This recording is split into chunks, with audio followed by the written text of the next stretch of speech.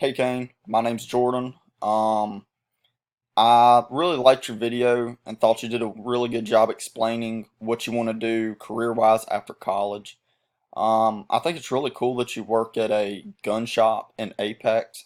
I live in Salisbury, North Carolina. I know there's a few gun shops here locally, such as Bud's Gun Shop and Lead Chunkers. I go there actually quite frequently because I have quite a passion for guns as well.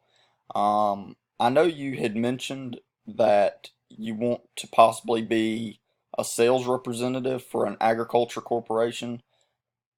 Some of the ag corporations I know of just off the top of my head that would be a good fit for you possibly are AgriSupply and a James River dealer or Case tractor dealer.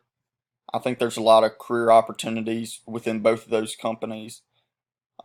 Anyways, I think you really did a good job explaining your strengths and weaknesses, and that's definitely something I think you can work on and will have time to develop by the time you start looking for a career.